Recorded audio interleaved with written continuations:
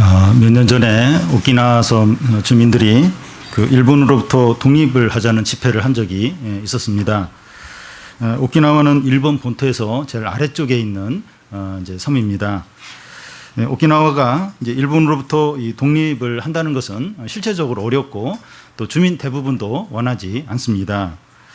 그렇지만 이제 이런 행동이 의미하는 것은 오키나와 주민들이 일본인 그 본토 사람들로부터 어떤 심각한 소외감을 이제 느끼는 겁니다.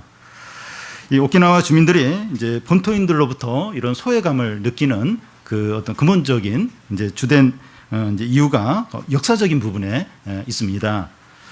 2차 세계 대전 때 미군이 이제 오키나와를 침공했을 때 일본 본토에서는 그 주민들을 이제 지키기 위해서 거의 어떤 움직임도 없었고 이제 포기까지 이제 했다고 합니다. 오키나와 주민들이 이제 수십 년이 지났는데도 그 상처가 아직도 이제 남아 있습니다. 그래서 본토에서 무슨 어떤 또 일이 있으면 또 그 수십 년 전에 그때 일이 기억이 나면서 그래 우리를 그래 무시하는구나 하면서 또 이제 그렇게 어떤 상처를 이제 입는 겁니다. 가나안의 전쟁이 다 끝나고 이제 땅 분배가 다 마쳤을 때 두 지파 반 사람들은 전에 분배받은 요단강 동편 땅으로 돌아가려고 합니다. 여호수아는 이 두 지파 반 사람들에게 하나님을 사랑하고 신앙을 제일 우선순위에 두라고 이제 충고를 하면서 돌려보냅니다. 그런데 두 지파 반은 요단강을 건너가려고 하다가 돌을 모아서 큰 제단을 쌓습니다. 왜냐하면 우리는 이스라엘 본토인과 같은 이제 하나님의 백성이라는 것을 증거하기 위해서입니다. 그런데 이스라엘 본토인들은 이 큰 제단을 보고 나서 여호와의 제단 말고 다른 또 무슨 우상 숭배를 하려고 이런 제단을 쌓았나 하면서 오해를 하게 됩니다. 그러면서 이제 전쟁까지 이제 준비를 하려고 합니다. 그때 대제사장의 아들 비나스와 각 지파의 지도자 이제 각 그 지파의 지도자들이 와서 그 요단강 동편에 다시 건너가서 이제 어떻게 된 것인지 이제 묻게 됩니다. 오늘 말씀을 통해서 생각해 봐야 할 것은 이 두 지파 반이 큰 단을 쌓게 되는데 그럴 필요가 없었다는 겁니다. 그리고 두 지파 반이 선한 의도를 가지고 행한 일인데 이것이 하나님의 백성 사이에 큰 위기를 가져왔다는 겁니다. 결국은 진실이 밝혀지면서 전쟁으로 치닫지는 않았지만 이런 일을 통해서 이스라엘 백성들에게 큰 교훈을 주고 있습니다. 먼저 이 두 지파 반의 경솔한 행동입니다. 10절, 11절을 우리 한 절씩 교대로 읽겠습니다. 르우벤 자손과 므낫세 반지파가 가나안 땅 요단 언덕가에 이르자 거기서 요단가에 제단을 쌓는데 보기에 큰 제단이었더라.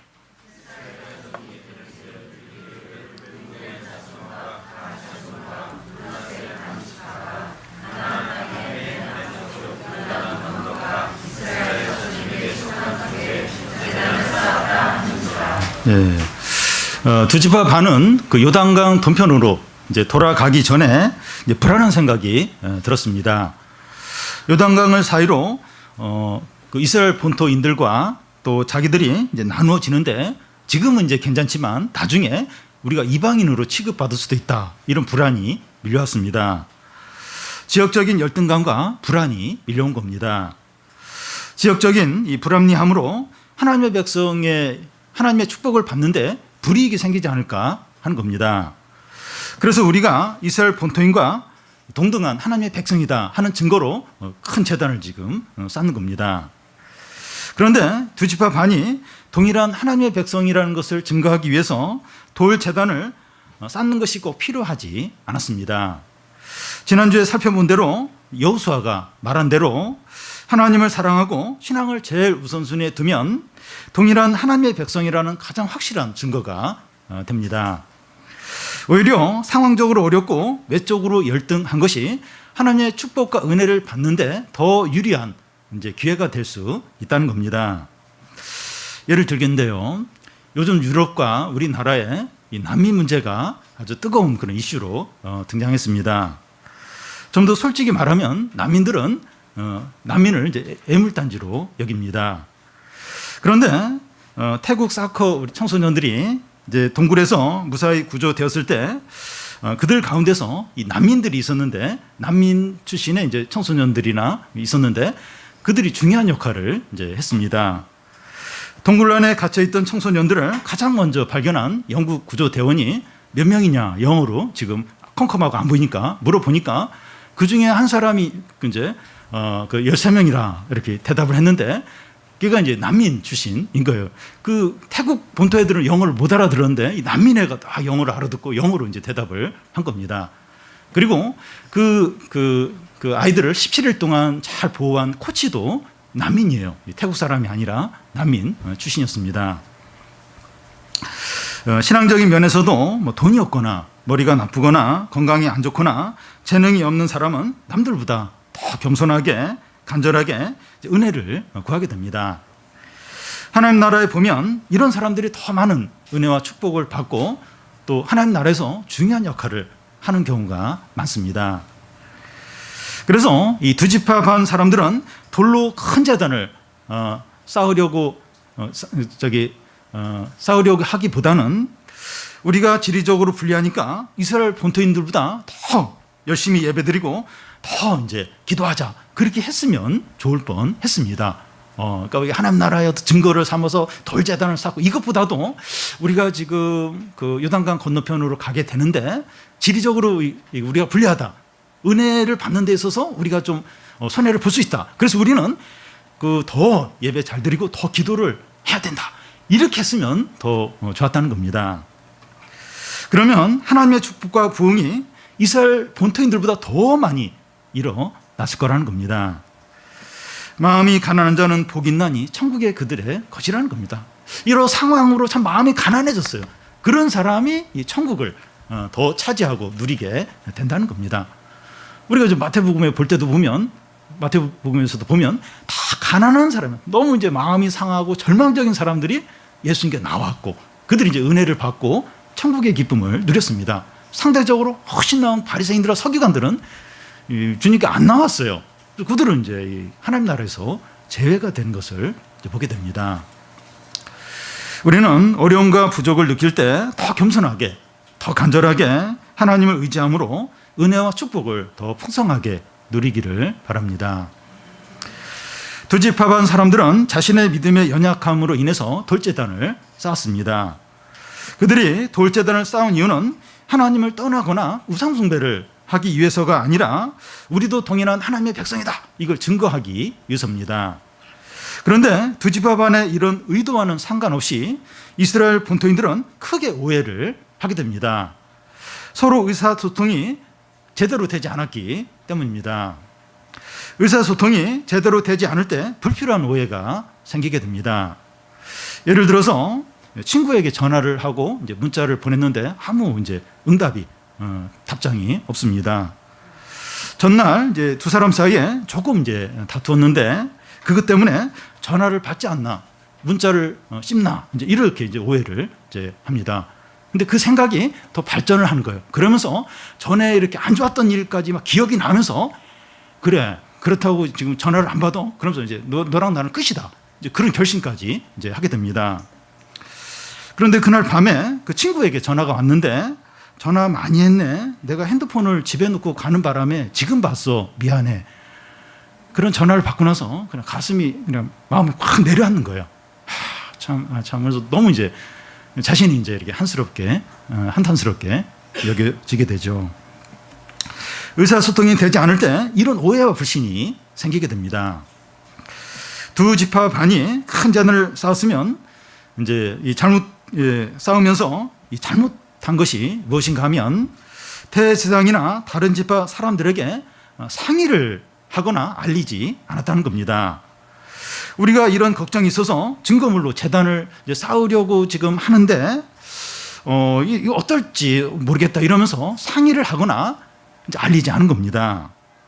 그래서 이제 불필요한 이제 오해가 이제 생기게 된 거죠.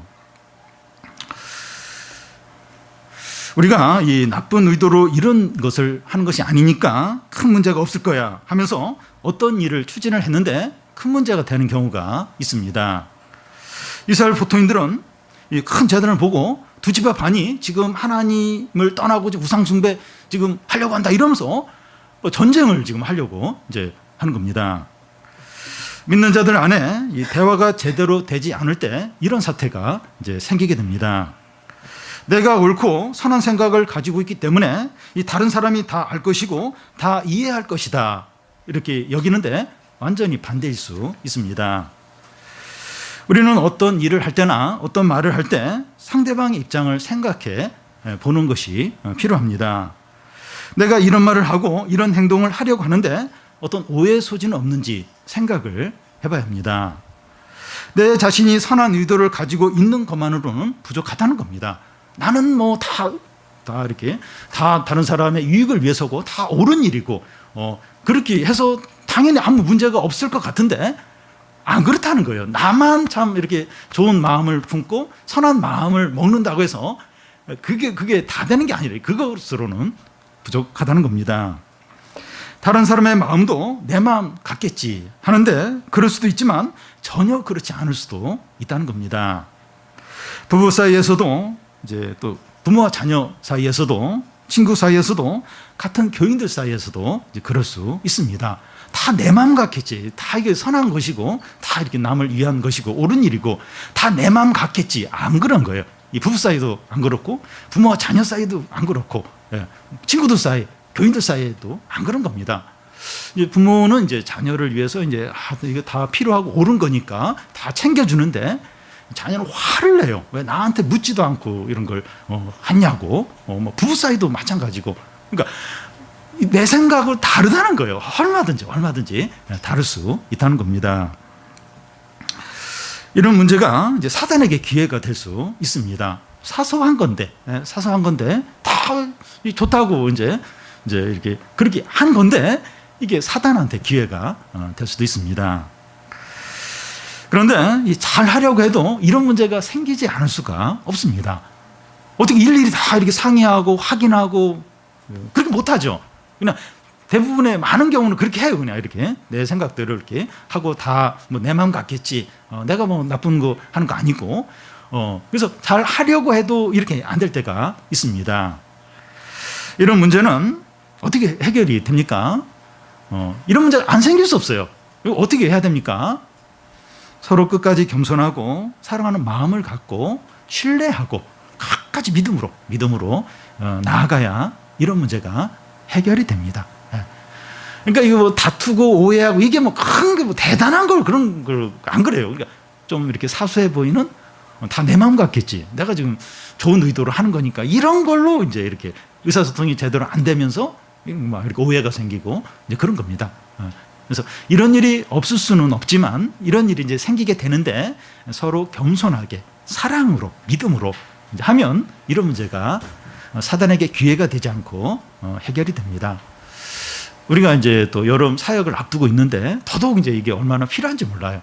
다 선한 의도고 내가 좋은 의도로 이렇게 그렇게 하는데 이렇게 같이 이렇게 해야 되는 사람은 이제 그 얘기를 듣고 갑자기 오해를 이제 할 수도 있고, 그러니까 뭐 이런 일들이 이제 안 일어날 수가 없어요. 근데 서로 사랑하고 겸손하고 믿음으로 하면 이제 이런 일이 생기더라도 이제 해결이 됩니다.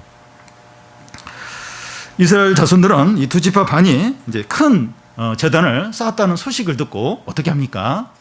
12절을 보면 이스라엘 자손이 이를 듣자 곧 이스라엘 자손의 온 회중이 실로에 모여서 그들과 싸우러 가려 하는지라.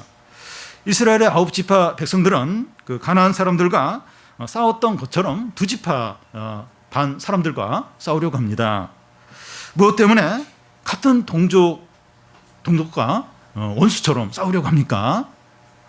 두 지파 반이 하나님께 드리는 제사를 두 곳에서 나누어 드리려고 하면서 순수한 예배를 이제 해치려고 하기 때문입니다. 하나님의 율법이 금하는 것을 두 지파 반이 하고 있기 때문입니다. 이스라엘 자손들은 이런 일이 눈앞에서 일어나자 동족이지만 싸우려고 해요. 싸워서 순수한 예배를 회복하려고 합니다. 하나님에 대한 이런 열심을 어디서 발견할 수 있습니까? 출애굽기에 보면 이스라엘 백성이 모세가 시내산에서 늦게 내려오자 금송아지를 만들고 막 섬겨요. 그때 모세가 내려와서 여호와를 위해서 나올 사람이 누구냐? 그러니까 네 사람이 나오자 너희는 칼을 차고 동족을 하루 동안에 치라고 해서 3,000명을 죽게 됩니다. 이건 이스라엘 백성들이 난폭하고 막 이렇게 잔인해서 그렇게 한 것이 아니라 하나님께 대한 열심으로 그렇게 했습니다. 하나님은 내인들을 축복을 했습니다. 믿는 자들은 서로 사랑하고 용납하고 하나가 되어야 합니다. 그렇지만 서로에 대해서 칼을 뽑아야 할 때가 있습니다. 실제로 막 칼을 뽑고서 막 달려들라는 것이 아니라 어떤 문제가 있을 때 그 문제, 어떤 죄가 있을 때 거기에 대해서 피하지 않고 분명하게 이야기를 하고 다루어야 한다는 겁니다. 죄를 분명하게 지적하고 안 되는 것은 안 된다고 말하고 하나님의 뜻을 거스리는 일을 못하게 해야 합니다. 가족이나 교회 안에서 한 사람이 하나님의 뜻과 반대로 살아갈 때 이런 말을 하면 싫어할 텐데 또 분위기가 안 좋아질 텐데 하면서 침묵을 하면 그 사람도 망하고 다 함께 망하게 됩니다. 물론 이제 일시적으로는 뭐 그럴 수 있지만 끝까지 계속해서 침묵을 지킨다면 그냥 그 사람도 망하고 같이 이제 망하게 됩니다. 그런데 당장은 관계가 악화가 되고 감정이 상하더라도 죄를 지적할 때 그 사람도 살고 다 같이 살게 됩니다. 신앙 공동체에서 죄를 지적받고 변화되지 않으면 세상에서 이렇게 변화되고 이렇게 좋아지고 그럴 가능성이 이제 없습니다.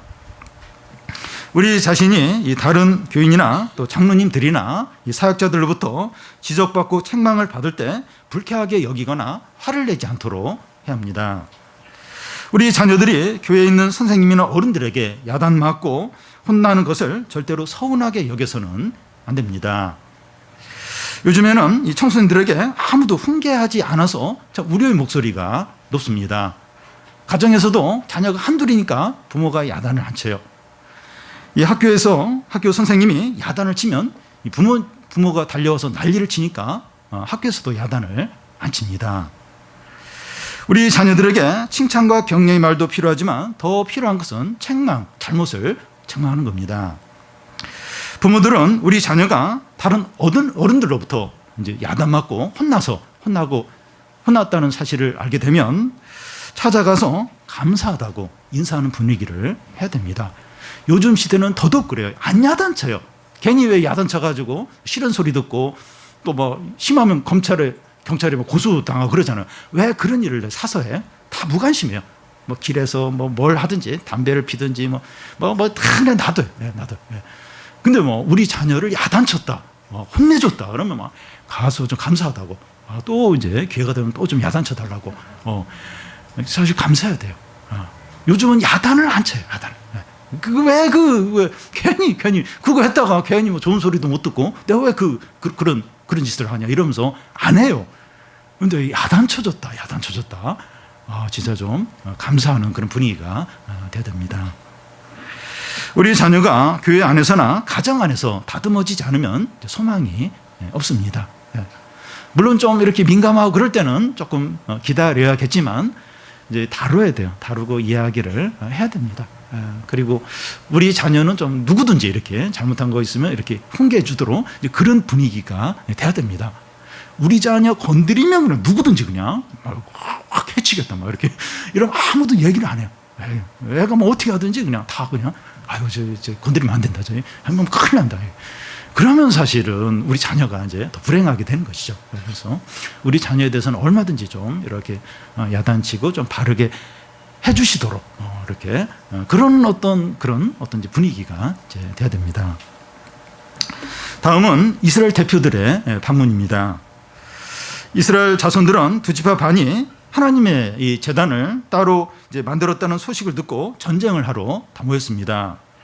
그런데 이스라엘 자손들이 이제 무슨 말을 이제 하는가 하면 싸우기 전에 한번 상황을 알아보고 싸우든지 말든지 결정하자고 이제 그런 제안을 합니다. 그래서 대제사장 엘리야살의 아들인 비느하스를 단장으로 하고 10지파 대표들이 함께 모여서 가나안 동편으로 가서 이렇게 자초지종을 듣게 됩니다. 그들이 하는 말이 16절에서 20절까지 나와 있는데요. 무슨 말을 하는가 하면 너희를 위하여 제단을 쌓아서 여호와를 거역하느냐. 그것은 부활의 제약과 같은 우상 숭배를 하는 거라는 겁니다. 이 부활의 제약이 뭔가 하면 이스라엘이 가나안에 들어오기 전에 이제 광야에서 이제 이렇게 잠시 머물렀는데 모압의 여인들이 유혹을 해서 이스라엘 백성들이 우상 숭배에 빠지고 음행에 빠지게 되어서 이 하루 동안에 24,000명이 목숨을 잃은 사건을 가리킵니다. 그와 같이 두 지파 반이 한 일은 지금 우상숭배를 하는 죄를 짓는 일이라는 겁니다. 그러면서 비나스가 두 지파 반에게 아주 감동적인 제안을 합니다.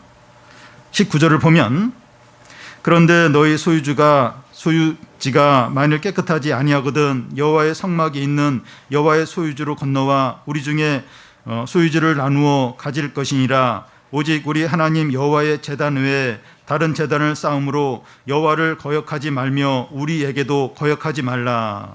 너희가 또 다른 제단을 쌓는 이유가 너희가 사는 곳이 부정한 곳이어서 그렇다면 우리 쪽으로 다시 건너오라는 겁니다.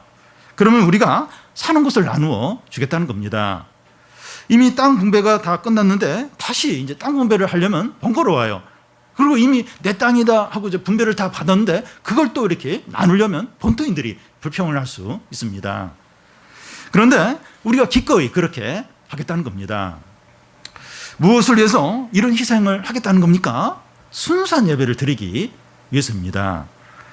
그 당시 이스라엘 백성들은 무엇가 진짜 중요한가 하는 것을 알고 있었습니다. 신앙 공동체가 순수한 예배를 함께 드리는 게 가장 중요하다는 겁니다. 집이 좁아지고 수입이 줄어들고 생활이 불편해도 괜찮다는 거예요. 우리가 함께 순수한 예배를 드릴 수 있다면 얼마든지 그렇게 하겠다는 겁니다. 신앙 공동체가 한 마음으로 이제 순수한 예배를 드리자. 그렇게 마음을 먹으면서 그러기 위해서 얼마든지 희생을 치르고 손해를 보겠다. 이런 마음을 다 지금 가지고 있는 겁니다. 우리 교회가 이제 창립한 지 11년째가 됐는데요. 우리 교인들이 그동안 이런 수고와 희생을 하셨습니다. 우리가 어려움 없이 예배를 드리고 함께 교제를 하는 것이 당연하거나 저절로 되는 것이 아닙니다. 모든 교인들이 말할 수 없는 수고와 희생과 헌신을 했기 때문입니다. 그런데 최근 들어서 이런 열심과 수고와 희생이 약해지는 건 아닌가 이런 생각이 듭니다. 특히 어른들은 청소년과 청년들과 아이들을 신앙을 위해서 희생하고 더 섬겨야 됩니다. 그런데 이것도 약해져 간다는 생각이 듭니다. 우리가 다시 좀 초심으로 돌아가서 열정을 회복해야 된다 생각이 됩니다. 저도 이 말씀을 보면서 저부터 좀 다시 시작해야겠다. 다시 열정을 회복해야겠다 하는 생각을 합니다. 비나스가 두 지파 반에게 이런 제안을 하는 또 하나의 이유는 신앙 공동체가 일부만 잘해서는 안 되고 다 이렇게 잘해야 이렇게 좋은 것이기 때문입니다. 신앙 공동체는 이 공동 운명체이기 때문에 일부가 이제 일부에서 잘못이 되면 전체가 다 잘못될 수 있습니다. 몸의 한 부분이 다치거나 병들면 몸 전체가 영향을 받는 것과 같습니다. 그러니까 다 잘하는데 한 부분이 이렇게 죄에 빠지고 또 막 문제가 있으면 그냥 영향을 주는 거예요. 그래서 다 같이 이제 잘못될 수 있습니다. 그 예가 아간의 경우입니다. 20절을 보면 세라의 아들 아간이 온전히 바친 물건에 대하여 범죄함으로 이스라엘 온 회중에 진노가 임하지 아니했느냐. 그의 죄악으로 멸망한 자가 그 한 사람만이 아니었느니라 하니라. 아간은 여리고성 전투에서 그 하나님께 드려진 물건 중에서 하나를 이제 몰래 훔쳤습니다. 아간의 죄로 아이성 전투에서 이스라엘이 패하고 30명이 죽고 또 온 이스라엘이 적들 앞에서 도망을 치는 수모를 당했습니다. 신앙 공동체에서 한 사람의 죄는 공동체 전체에 영향을 끼친다는 겁니다. 가족 중에 한 사람이 경제적으로 어렵거나 질병 가운데 있으면 가족들이 같이 도와주죠. 도와줘서 같이 일어서도록 돕습니다. 그 이유는 가족은 한 덩어리이기 때문에 같이 이제 같이 살아야 되는 거예요. 한쪽만 잘 되고 한쪽 안 되고 이러면 같이 힘드는 거예요. 그래서 같이 살기 위해서 같이 이제 협력을 해서 이제 살리게 됩니다. 신앙 공동체도 마찬가지예요. 교인들이 이제 한 몸에 서로 다른 지체들이기 때문에 다 같이 살도록 함께 이렇게 챙기고 함께 이렇게 세워줘야 됩니다. 우리는 다 그리스도 안에서 한 가족이고 한 몸입니다. 우리는 우리 자신의 신앙을 위해서도 기도해야 하지만 다른 교우들을 위해서, 약한 교우들을 위해서, 신앙생활 잘 하지 못하는 교우들에 대해서, 하나님부터 멀어진 교우들에 대해서, 또 이게 죄에 빠져 있는 교우들을 위해서, 그들을 위해서 기도해야 합니다. 공동체 안에 있는 다른 교우가 하나님의 뜻과 반대로 살 때 말씀과 기도로 싸워야 됩니다. 그냥 있으면 안 되고 말씀과 기도로 싸워야 됩니다. 우리는 서로 사이에 오해나 불신으로 사단에게 기회를 주지 않아야 됩니다. 그런 기회가 전혀 없을 수는 없어요. 근데 어떻게 하면 이렇게 사단에게 기회를 안 줄 수 있을까? 그 생각을 하고 그렇게 해야 됩니다. 그러니까 보면 좀 예상이 돼요. 이러면 또 무슨 오해가 생길 수 있겠구나. 그러면 이야기를 하고 미리 이제 준비를 하는 겁니다. 그래서 이런 일이 이제 오해나 어떤 불신이 생기지 않도록 부부나 부모 자녀 관계나 친구나 교우들 관계나 또 이제 여름 사역 준비하면서 이제 그런 부분을 미리 이제 조심을 하는 겁니다. 그럼에도 불구하고 또 이게 일어나요. 무슨 오해가 생기고 뭔가 막 그런 게 그럴 때 서로 겸손하고 사랑하고 믿음으로 그러면 해결이 돼요. 끝까지 겸손하고 끝까지 사랑하는 겁니다. 끝까지 믿음으로 그러면 돼요. 한쪽에서 막 오해하고 막 또 이렇게 오버하고 막 그러더라도 한쪽에서 겸손하게 이렇게 사랑으로 믿음으로 하면 그 문제가 이제 해결이 됩니다. 다른 방법이 없어요. 다른 방법이 없어요. 이렇게 사랑과 겸손과 믿음으로 하는 방법밖에 없습니다. 우리 모든 교인들이 이제 살아있는 예배를 드리기 위해서 희생과 수고와 섬김을 아끼지 않아서 풍성한 은혜와 승리와 부흥을 다 누리시기를 바랍니다.